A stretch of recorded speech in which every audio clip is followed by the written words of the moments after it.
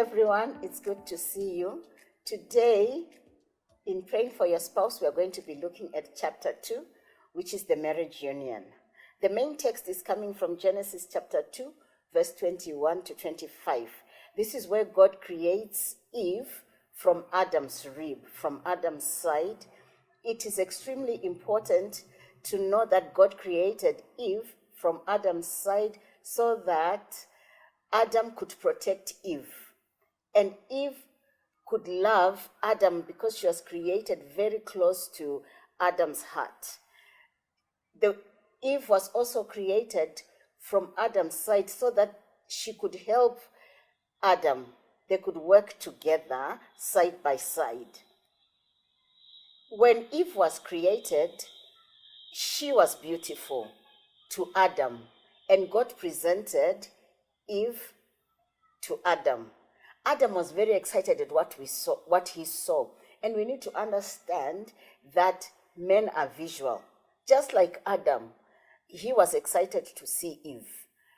So it is important for you to look beautiful for your spouse. But remember, like what I talked about in chapter 1, this outward beauty is an issue of preference. What is important is look the best that you can be for yourself and for your spouse. You don't need to be somebody else. In verse 24, the Bible says, "A man shall leave his father and mother and cleave to his wife, and the two will become one flesh." What is important is to focus on the living and cleaving. This happens in 3 dimensions. It is physical, spiritual, and emotional. Physically, it's very important that once a couple gets married, they should leave their parents. It allows them to define themselves. Who are we? What do we like? What do we not like? It's a growth process where negotiations will take place for a lifetime. The problem is, if you choose to stay with your parents, there will be continual scrutiny, and it becomes difficult to define who you are. It can even cause the marriage to break.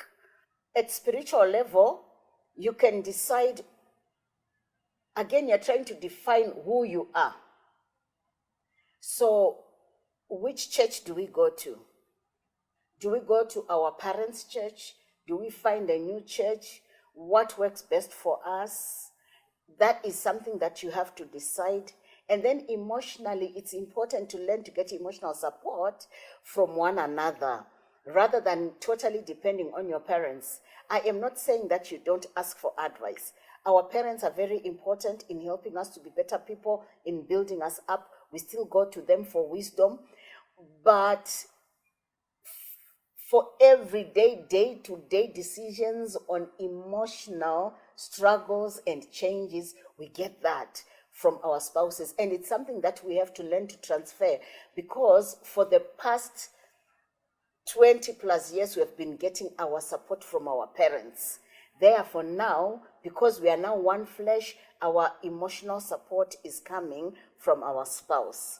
In summary, in chapter 2, for praying for your spouse is marriage union, which happens between a man and a woman, and the two join together.